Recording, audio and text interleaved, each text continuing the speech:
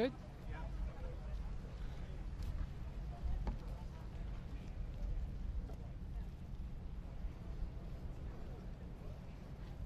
I'm not looking for 5 minutes live here, Jack. Check 1, check 2.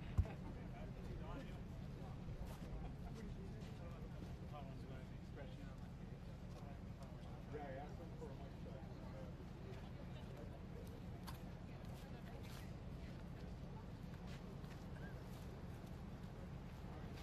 Audio check.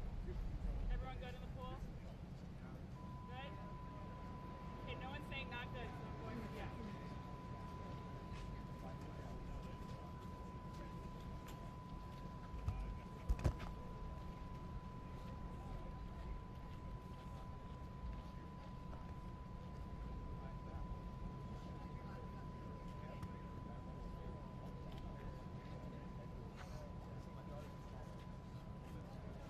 Yeah. Jay is connected with me.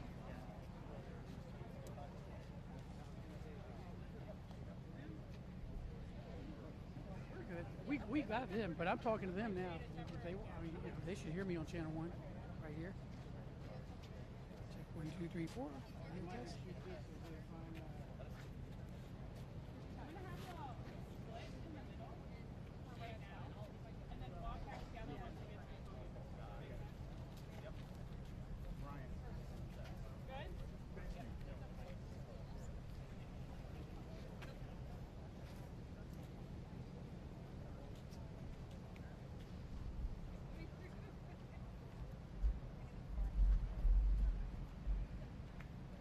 Okay, let's move on a little bit wider to get a little bit more of the damage for that shot.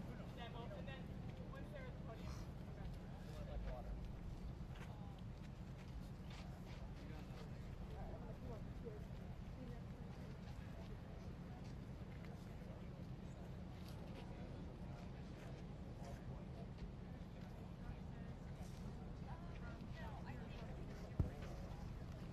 I'm not the head on. They want me to have the head on. Because if he's saying I'm at an angle, does he need me more at an angle or does he want me head on? I'm bubbled up. It's around this now. What I want to do. You need help, man. I'm bubbled up. I'm on the hill.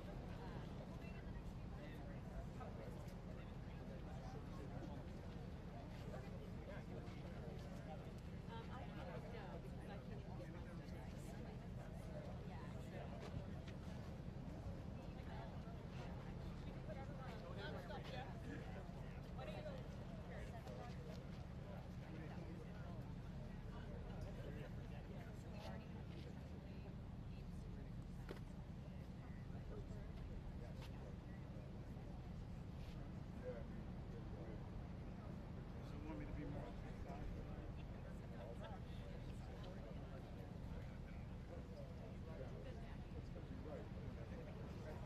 Change anything.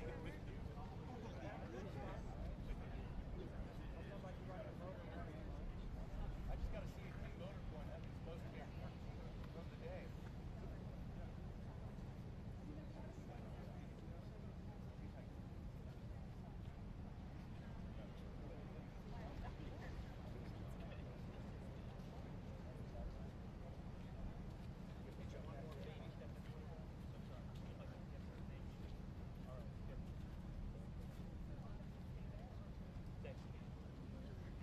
Press, everyone ready?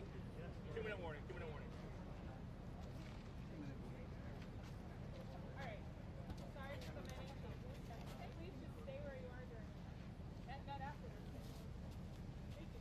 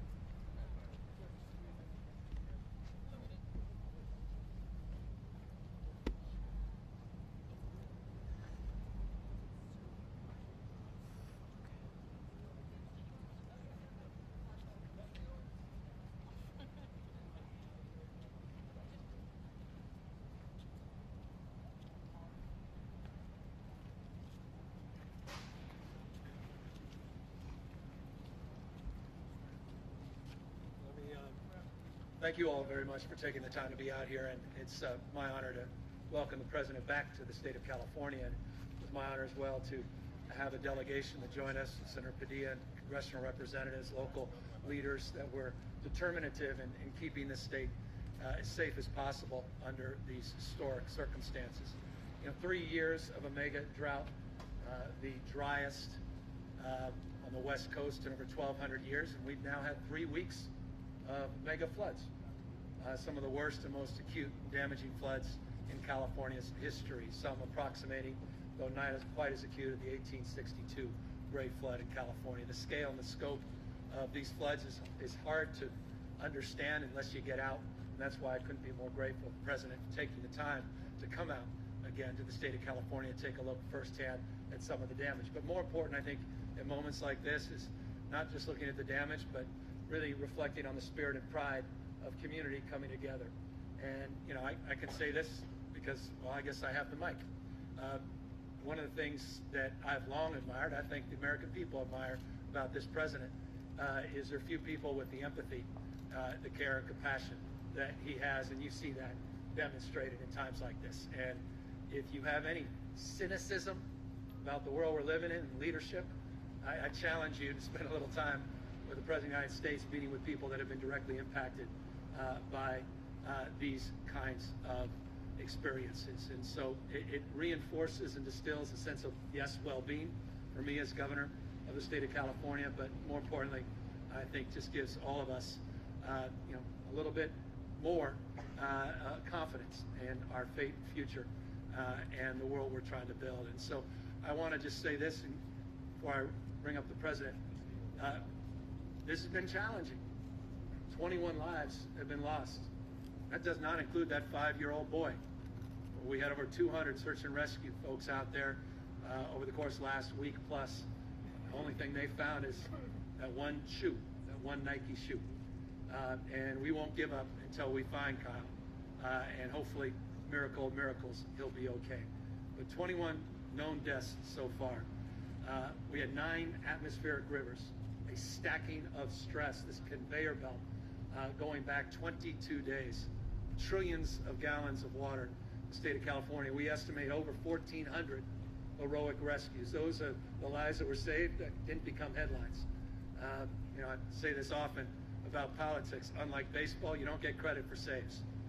All extraordinary work, 93 agencies, local, state, regional, federal agencies coming together, doing heroic work 24/7. Folks that you would expect from FEMA and folks that we would come to expect at CAL FIRE and our local police and fire and sheriffs, but also our Conservation Corps.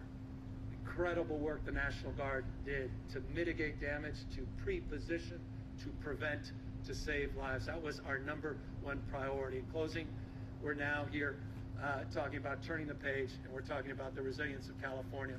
We're talking about being here when all of you are gone. When the cameras are gone, when all the attention, spotlights taken off, that's when California is at its best and we do our best work. But we could not do that without federal support. Final words. On January 4th, we declared a state of emergency. 4 days later, before I can even request it, Chief of Staff, President of the United States reaches out and says yes, in anticipation of what I had yet to request, and that was a presidential declaration. I checked my voicemail. The President had already left a voicemail saying, "What do you need?" 4 days after that, we requested a major disaster declaration. I sent out FEMA directors again back here with us after just a few days of detailed assessment. Now we over half a dozen, now 7 counties that are included in a major disaster declaration. Trust me, that matters.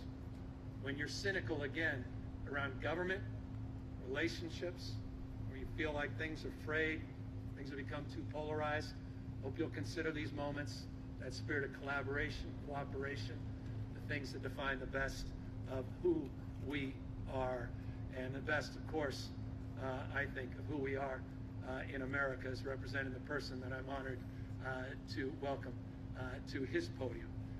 Mr. President, it is an honor to have you back here. Ladies and gentlemen, the President of the United States.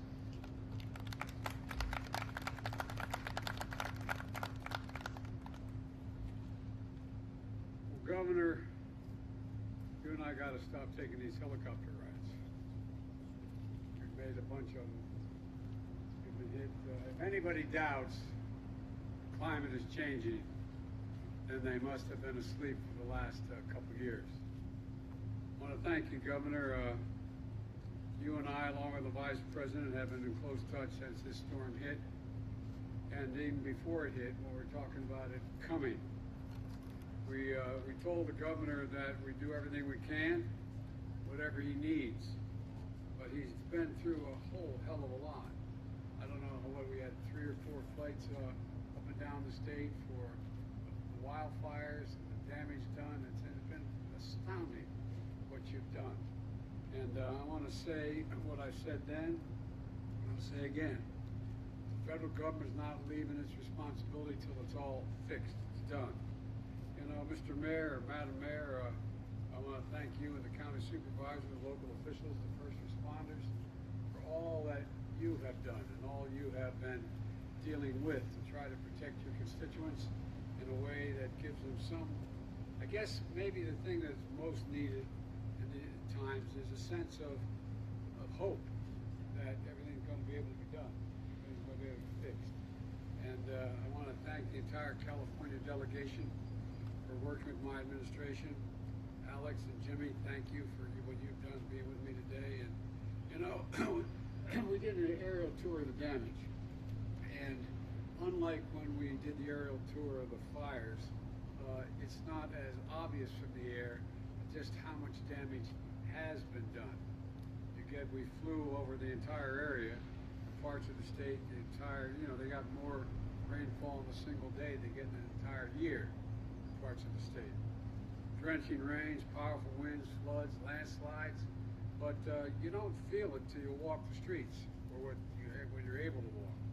And toppling of thousands of trees, 20,000 customers, 200,000 customers lost their power through the storm. Now it's less than 5,000, but it's still 5,000 people don't have power.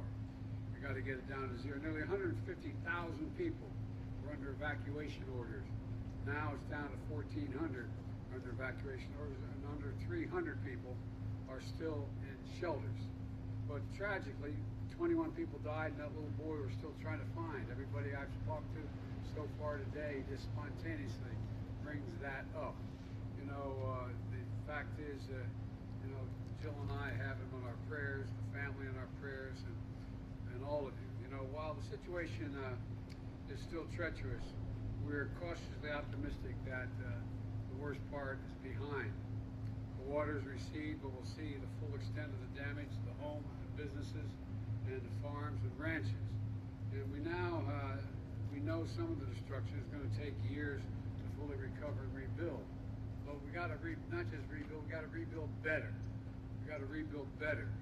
Last week I signed an expedited major disaster declaration for the state of California. Yesterday I directed the federal government that will cover 100% of the cost of removing debris and emergency measures like sheltering evacuees and paying overtime for first responders for the next 60 days. Excuse me, for 60 days. And right now, more than 500 employees of FEMA are out here and other federal agencies on the ground trying to help people. FEMA positions supplies for 100,000 meals, 100,000 liters of water, 20,000 blankets, 10,000 cots for shelters, and will be disaster recovery centers in every impacted area, including Santa Cruz and Merced, where survivors can apply for assistance, and if their homes or their small businesses have been damaged. That's already underway. The Army Corps of Engineers is helping remove heavy debris and safely, and monitoring 7 reservoirs in the Central Valley and the San Francisco Bay Area. I've instructed my administration to bring every element of the federal government together with the help of immediate needs to long-term rebuilding to do both. We have to, in terms of the infrastructure, there's got to be significant changes made, and the federal government's going to be here to help get that done. For example, the Department of Agriculture is helping farmers with disaster loans and grants if they lost livestock or their crops are washed away. The Small Business Administration, and somebody with me when I listened through the small business along the piers here, it's devastating what happened. But they're going to get help local businesses with low interest loans so they can recover. And now, if you don't have insurance, or if you're underinsured, FEMA's going to get you started on home repairs, replacing lost or damaged property like cars, refrigerators, things inside the home that'll be able to be replaced quickly. To apply for assistance from FEMA, you can go online to disasterassistance.gov. Disasterassistance.gov. You can also sign up in person for disaster recovery centers in the coming days. There are going to be at least 7 centers opened across this state, and FEMA is going to deploy disaster survivor assistance team to communities that need them the most. We can go to the FEMA website to find that location. And look, as I've said on other disasters, the key is not just building back, it's building back stronger. Just because since I became president, we've spent $9 billion in disaster assistance to California for the extreme weather events they've had to go through. $9 billion, and these weeks have shown the compounding effect of the disasters. For example, places that were ravaged by past wildfires are now at a higher risk of landslides. Extreme weather caused by climate change means stronger and more frequent storms, more intense droughts, longer wildfire seasons, all of which threaten communities across California. So we have to invest in stronger infrastructure to lessen the impacts of these disasters because they become cumulative in a sense. We've already allocated funding from the infrastructure law that I signed a year ago, and more than $16 billion for more than 480 projects across this state. We're making the California power grid more resilient, building stronger levees, clearing hazardous fuels, and reforesting lands, to protect against wildfires. And together, we can better prepare for future disasters, reduce the damage they cause, and the people's lives and livelihoods that are affected. So let me close with this. The people in California, I say it again, the country is here for you and with you. We are not leaving till things are built back and built back better than they were before. You can recover from storms. We'll be with you every step of the way. And I mean that sincerely, every step. God bless you all, and may God protect our first responders, who we owe more than I could take time to talk about today. Thank you, thank you, thank